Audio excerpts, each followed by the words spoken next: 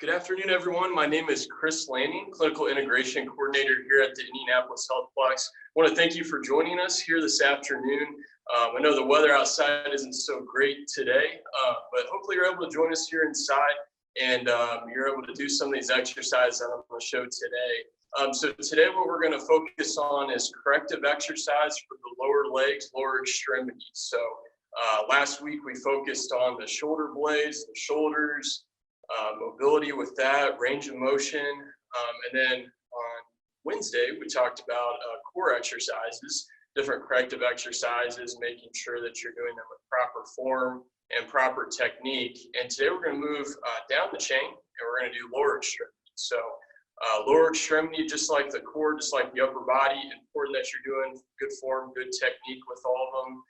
And today what we'll talk about is biomechanics of it a little bit more, and flexibility and strength, and how those are a little bit different, and then how if one is lower than the other side, you have less flexibility but more strength, how that affects you, and then vice versa today. So a little bit of discussion here at the beginning. So in regards to flexibility and strength, so one test that we do with all the members here is a functional movement screen. So it's free for all members here. I highly recommend doing one. If you haven't had one done for a while, would recommend that once we do start back up here soon. So the big thing with the functional movement screen is that it's a great thing because we look at flexibility, we look at range of motion of the upper extremity, we look at the hips, the core strength, we look at balance, we look at the whole picture.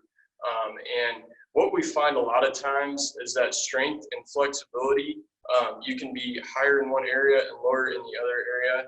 And like I mentioned last week, we never want to put a movement on top of a dysfunction. So for example, so if I have really tight hip flexors, and say I'm doing an exercise where I'm using my hip flexors a lot, that repetitive motion can cause injury and kind of wear and tear over time. So we find that hip flexors are really tight a lot. And so I work a lot with my clients on how to increase flexibility with hip flexors. And today I'm going to show you a few examples of that. So, and then we're going to talk a little bit about resistance band placement.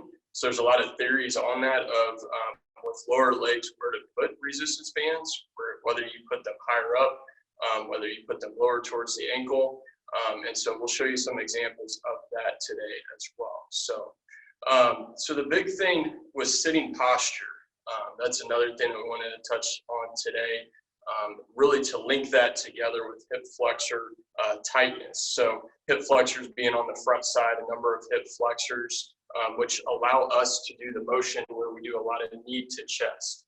And so if you're going up and down stairs for different older populations, this muscle can get really tight and you can have pulls if you're going up or down the steps with the hip flexor sometimes. So it's really important that we keep the hip in general nice and loose, nice and strengthened up as well. So, so the first thing that I'll show you is just sitting posture. So I'm going to show it from the side angle here. And so a lot of people are working from home right now. And so we're sitting a lot throughout the day.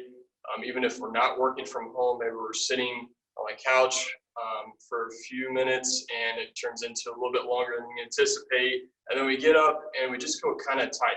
So in regards to sitting posture, something to keep in mind is keeping your low back, your lumbar spine nice and mobile. You don't want it to be hypomobile. So so one way that you can do that in seated position is to make sure that your back is nice and straight. And what I usually tell clients is that have really hypomobile backs, low backs, and we see this through exercise, is that if you put a towel roll back there or something down at your low back, that gives your low back a little bit of lordosis, or in other words, just a little bit of curvature or extension.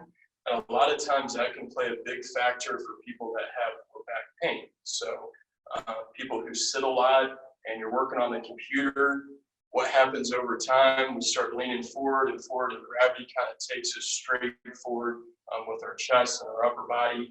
And then our low back and lumbar spine and thoracic spine, and also cervical spine up the chain, everything kind of goes forward. and then we get in bad postures, and then we end up developing these pains. So one thing that you can do to correct posture and to promote posture is putting a towel roll underneath your low back. So that'll kind of promote that extension of your low back, and a lot of people need that. So sciatica, numbness, tingling going down your legs, a lot of times that will help kind of alleviate some of those symptoms if you put something in your low back. Also helps with mobility when you're doing exercises. So not only for pain, but also for mobility. If we're doing an exercise like we showed on Wednesday, where we're going opposite arm, opposite leg, straight up the back, you need a little bit of movement within your spine to be able to do some of the exercises. And if you're limited, then it can cause further irritation, and you want to make sure that you're just overall flexible within the hip, glutes and hamstrings, quads, hip flexors, everything like that. So that's just something to kind of keep in mind here. Some exercises that you can do, we'll get into today, really target the hip, really target the glute med. I'm going to be talking about specific exercises today that target specific muscle groups. So you can do compound muscle group exercises. You can also do very simple, isolated out muscle group exercises as well. So I'll kind of get into that here in just a little bit. So in order to stretch the hip flexor, so the hip flexor being on the front side, there are a couple different ways that you can do that. So again, the hip flexors allow us to be able to do straight up knee to chest.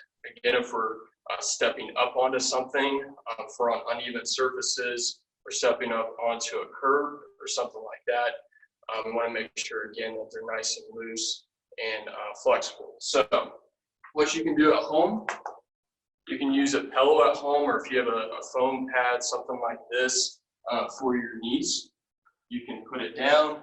And then what I always tell people is kind of bring this leg back and lean forward, and you should feel a nice stretch up and through the front part of the leg that's hanging back here. So usually tell people, research shows about 10 to 15 seconds usually works really well for hip flexor strength stretching, and you can hold this stretch, should feel nice and good. Again, with all the stretches, I mentioned this last week, if you get into discomfort or pain, back off. All these should be nice, easy stretches, should feel nice and comfortable for you. So again, one leg back, and you're just leaning straight forward. You can also add, I love doing this stretch in the mornings, adding some upper body to it as well. So we're leaning forward, we're stretching out our hip flexors, we're also stretching out a little bit of the quad, rectus femoris on the front side here, and we're going straight up. And you can do a little bit of a pec stretch as well. You can go up and over as you're leaning forward. So you're kind of incorporating a hip flexor stretch here, and then also upper body pec stretch too. So that's just one way that you can stretch this front hip flexor muscle. Another stretch that you can do this in your bed. And what you'll end up doing is hanging off the edge, and you want to get pretty close to hanging off the edge. You'll do one knee to chest, and then you'll let the other leg relax back down. So really try to relax that leg down. I usually help clients with this stretch a little bit, because sometimes without someone there to kind of help you, you may not feel as much of a stretch as what I just showed you. So you can kind of have someone hold down on this leg a little bit to give you a little bit of that hip flexor stretch. We call this the Thomas stretch as well. Maybe I've heard about that before if you want to Google that. So another stretch, if that one's too difficult for you to get into that position, you can also, off the edge of your bed, you can do this stretch too. Same concept, you're just on the side. This allows the leg to drop a little bit more so that the bed isn't in the way. So again, knee to chest, you're allowing this leg to just relax as much as you can, allowing it to drop down towards the floor. Again, allowing that stretch up and through that front hip flexor. So, and I always tell people too, think about the actions of these muscles. That's always important to know. And some people are like, well, why do I need to know the muscle in order to do the stretch or to do maybe the strengthening exercise. It's important to know because if you know the action of a muscle and what it does, so just like what I just showed you here, the hip flexor going straight up, knee to chest, you also know how to stretch that muscle too, because you're doing the opposite action of the muscle. So, to stretch it, you would actually go straight back.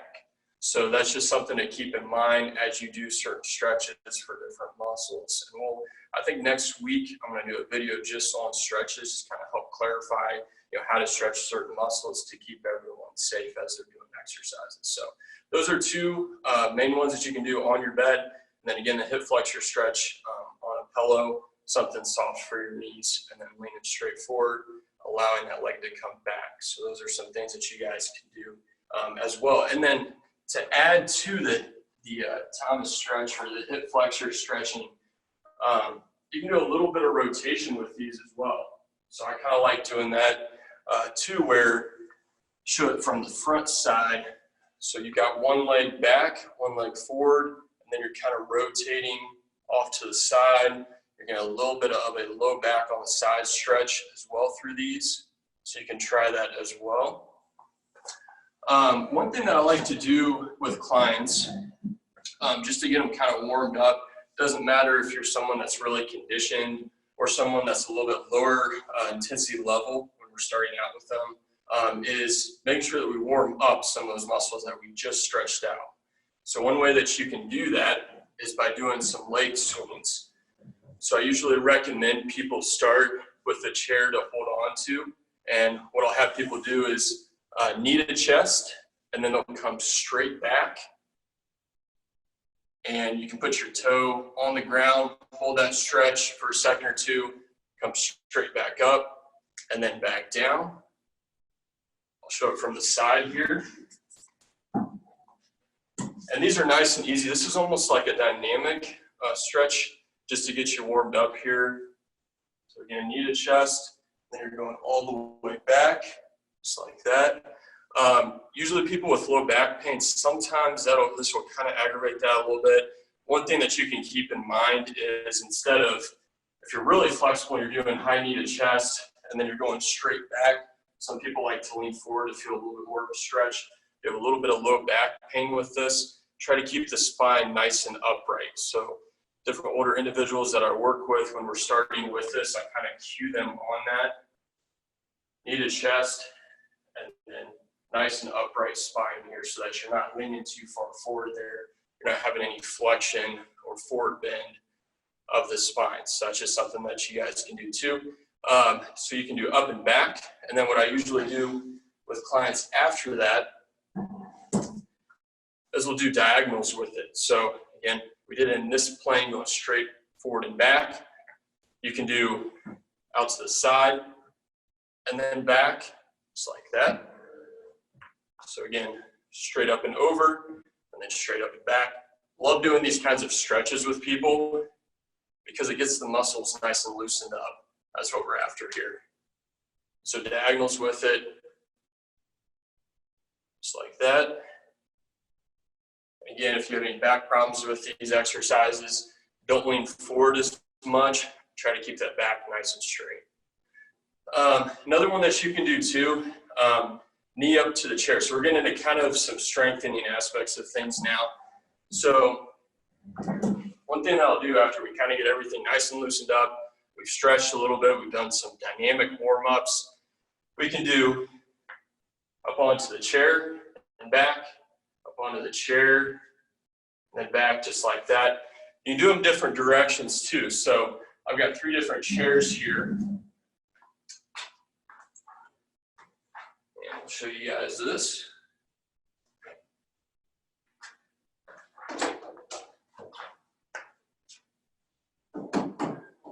So one thing that I like to do is work in all the planes with hip strengthening with people. So a lot of people, they come to see me, they may be a higher fall risk. And so we're working on all the different planes, right? So you need strength going forward for your hip. You need strength going to the side. You need strength going up and out to the side, diagonal, up and back, and then straight back. So I'll do is I'll set up some cones. If you have anything like that you can set up, like tissue boxes, that's always pretty good. Always make sure if you feel like you're unbalanced with this exercise, hold on to something. But this is a good one that you guys can do with even chairs at home too. Standing on one leg, you can go up, toe tap out to the side, and then toe tap straight back onto the chair. Really focusing on that stability of the right hip, and then the left hip in this case is up and moving dynamically. So up and back, straight out to the side and back, and straight up, and then straight back. You can also do straight leg with these as well. I usually start with people standing on one leg, and you're doing hip abduction. So we'll go out to the side here, straight out to the side, and then back. Straight out to the side, and then back. Good on the other side here. Big thing that you'll notice, and as I start doing exercises with clients, you start seeing them compensate different ways. So some different areas where people compensate. We'll start up at the trunk here. So people will lean a lot in order to bring the hip out to the side. That could be strength issues. It could also be flexibility. So that's where we kind of take a look at that and then fix that issue. We're not going to add to a dysfunction at that point. So again, nice and upright, go straight up and out to the side. You can hang on to something again with this. You can use resistance bands if this feels like it's too easy. So what I always tell people, and we kind of touched on it at the beginning, moving the resistance band down towards the ankles will make anything a little bit tougher. So the body has to work a little bit harder in order to get through that resistance if it's lower down towards the feet. So that's something that you guys can do. The other thing at home that I see, and you guys can focus on this, I see this here at our facility. A lot of people want to point the toes straight up and out. You're using actually more of your hip flexor to do that, which is usually pretty strong muscle.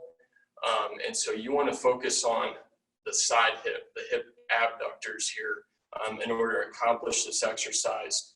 And the way that you can make sure you're doing that is toes pointed straight ahead. So toes pointed straight ahead, and you should feel it right on the back. Try not to lean forward. That's also another compensation when we talk about corrective exercise with something as simple as hip abduction. So straight up and out to the side and then back. Again, you can add resistance to this, but the slower you actually go, the harder it'll be. So if you're doing this fast, it'll actually be a little bit easier because you're not working on that stability leg as well. So something to kind of think about there as well. The glute med. So some people may have heard of that muscle out there.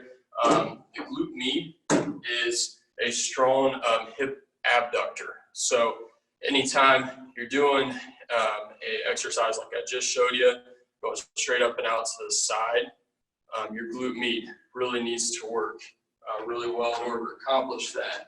So one thing that you can do if you have stairs at home or a step, you can do this exercise at home. And that is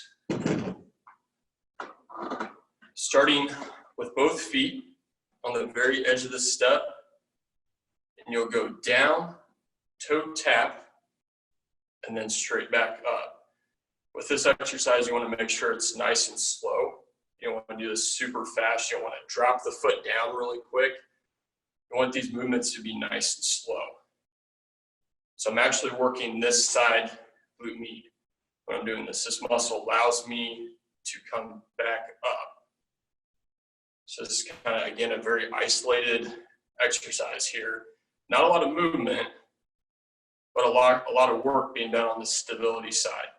So that's an exercise that you can do. Again, with all these exercises, if you feel like this is too difficult, start small and just do the hip abduction first. Hold on to a chair before you progress to something like this on the step. While we're in this position here, we can also do calf raises. So you can find a step, use some calf raises as well. I usually tell my clients this is a really good exercise. We sometimes forget about the calves a little bit when we do different kind of strengthening. We focus a lot on the hip, the quads, the hamstrings, the glutes. We don't always focus a ton on the calf muscles. So got the gastrocnemius and the soleus muscle. And there are a few different ways that you can stretch those as well. So I usually tell people if you do about 25 or so, that's pretty good. Also focusing on glute med, something that you can do too.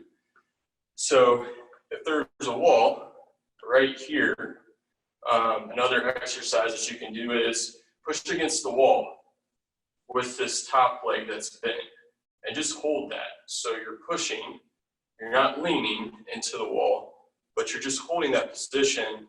And again, this leg is where the wall would be pushed up against there. And you can just stabilize on that. You can also put like a squishy ball there and go up into the wall. So up into the wall there.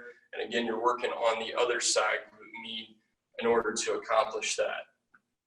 Another exercise you can focus on for lower legs.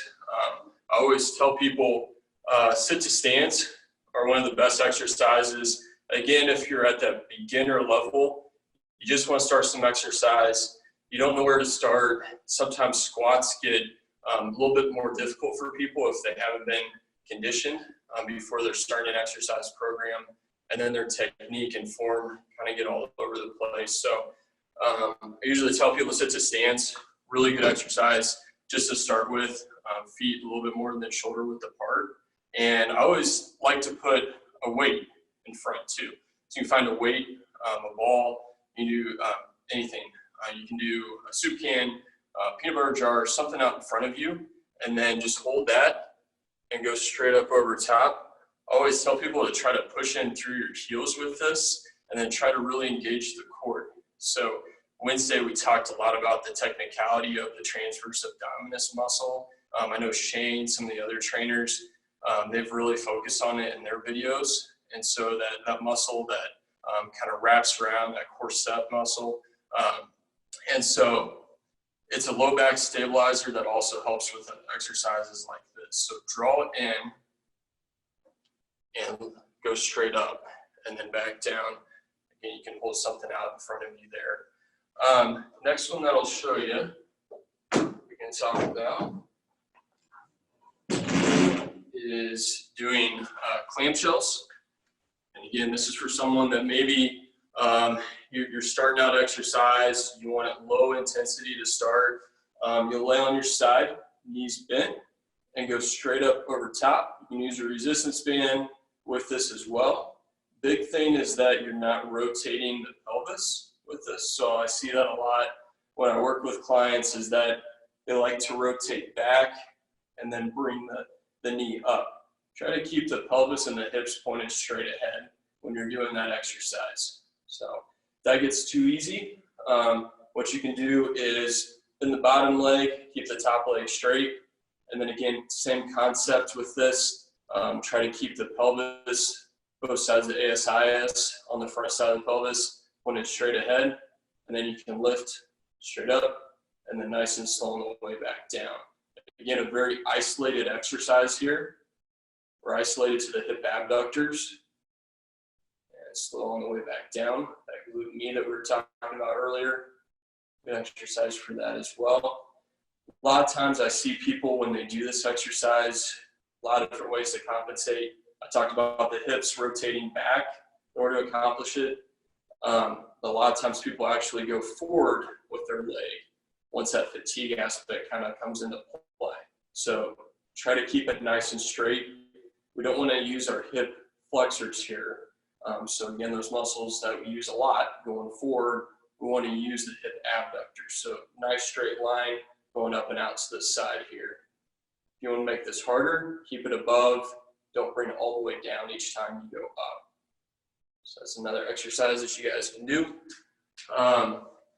Fire hydrants, also really good exercise, really working and isolating that hip abductor. So you can start in this quadruped position, and then the back is nice and flat, and you'll go straight up and out to the side, and then back, straight up and out to the side. Hold that position and then back. Again, kind of that compensation, some things to focus on with this exercise is that when you go up and back, you're not leaning to the side, I'm not rotating. I'm keeping the back nice and straight, just going up and out to the side, just like that there. You can alternate these up and out to the side. You can add a few different things to this. So you can do a fire hydrant where you're going up and out to the side and then you kick straight back. So I'll show that from this angle here. So again, fire hydrant straight up and out to the side, and then I'm kicking straight back. So again, kind of work on hip abductors, and then also working on the glute here with hip extension. So do a couple of those here just to show you guys. Really focus on where my hips are here. Focus on that. I'm not rotating again. So out to the side, and then kick straight back, and then back straight, out to the side, kick straight back, and then straight back, just like that. Again, keep it up off the ground, the knee. If this is getting too easy, you can obviously add resistance to this towards the heel, the foot, and go straight back with this exercise as well. Another one that I do, so this is one of my favorite exercises. And the reason why I like it so much is because it relates so much to the function of what we do every day. So these are called monster walks. So really isolated hip abductor exercise. Again, working on that glute med, and also work on a little bit of the glute max with this as well. But I love this exercise because for athletes, a lot of times, basketball players especially, we're doing a lot of lateral movement. So you talk about being in a defensive position and then going out to the side. Talk about a shortstop in baseball or third baseman, an outfield position. You're doing a lot of side movement and then a lot of diagonal and then straight forward and back. So with all populations, this is a really good exercise. Again, you can add resistance to this if any of these movements are too easy for you. But what I always tell people is do a little bit of knee bend just to start, get used to this exercise before progressing, making it a little bit more challenging. So a little bit of knee bend, a little bit more than shoulder width apart here, and then you're going out to the side. And for the purpose of staying on the camera here, we'll just do a little bit both sides here. Big thing that I always tell people is keep the toes pointed forwards, just like the other exercise. It's a really easy way to compensate and not focus on the glutes. Also not focus on a lot of the hip abductors and the quads, the hamstrings. A lot of things will be firing here because you're in a little bit of a knee bend, you're in a little bit of a squat position. You get down into more of a squat position, your defensive back in football, or you're looking for just more of a challenge.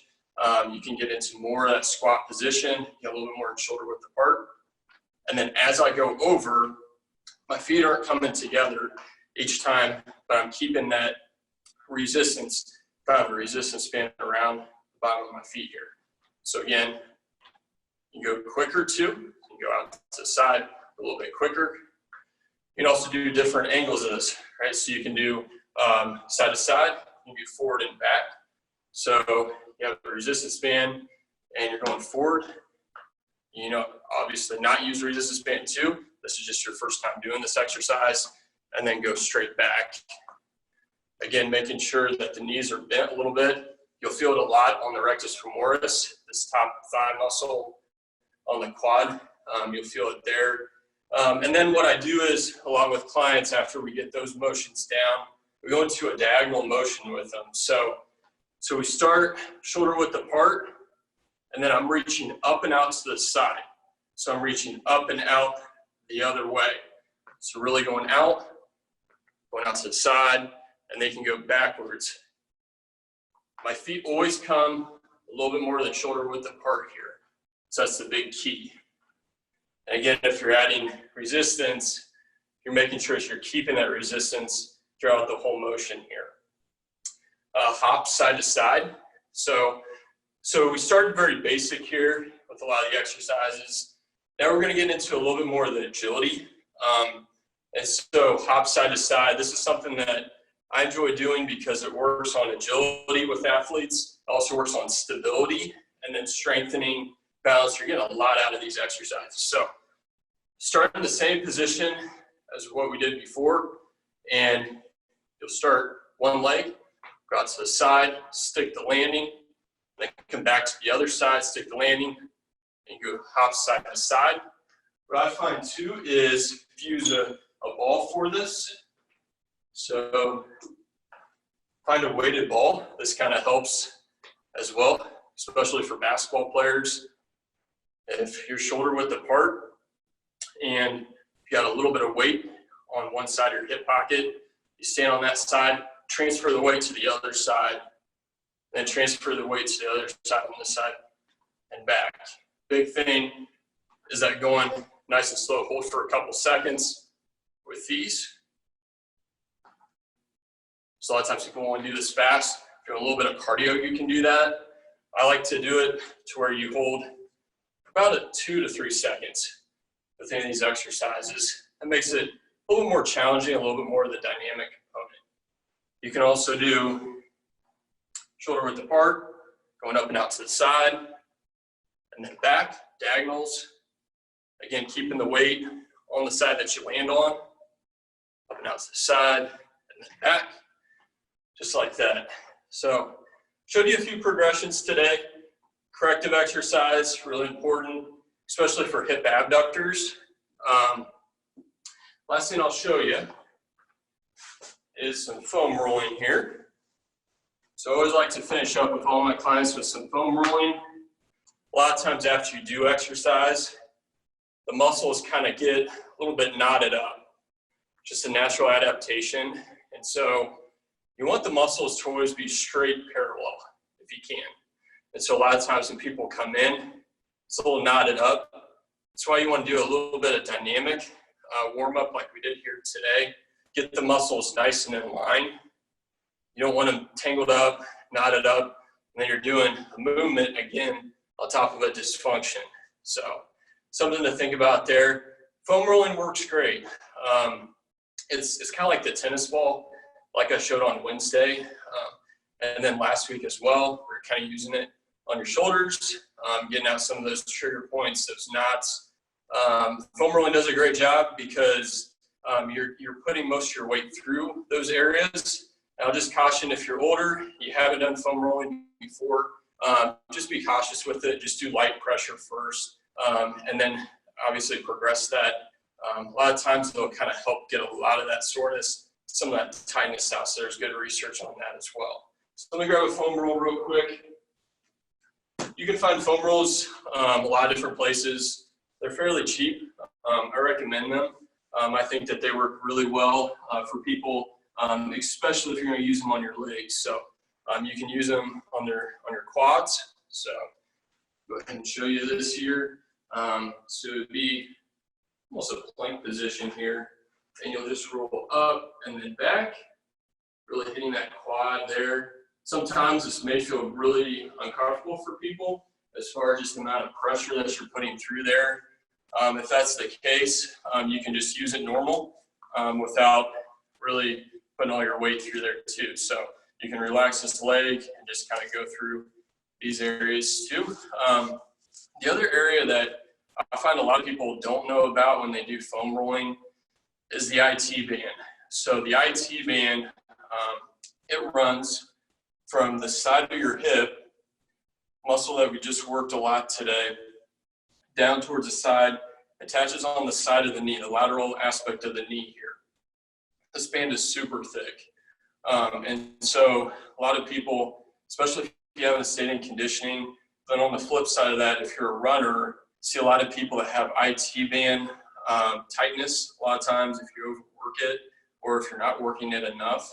And so one thing that you can do on the foam roll too is work that IT band, and you'll put one foot in front of the other. And again, you're really focusing on rolling over that side hip here, just like that. I always do about a couple sets of 10 with them. Usually it works pretty well. You can do them as much as what you need to though, or get some of that tightness out. So, and this band, like I said, is really thick. And so I tend to find that this hip flexor needs this kind of weight in order to get some of the tightness out. It's a big, thick band. You can actually, in grad school, I was able to pick up a cadaver with the IT band. And so, so that's pretty important to know as you're exercising, how thick muscles are, how much you need a foam roll, what kind of weight you should be putting through the muscles that you're foam rolling. And so you may feel a little bit of discomfort, like I said, that's pretty normal. It usually kind of gives yourself that indication that, that it is tight and you just need to go through those areas. So those are just some helpful hints here today.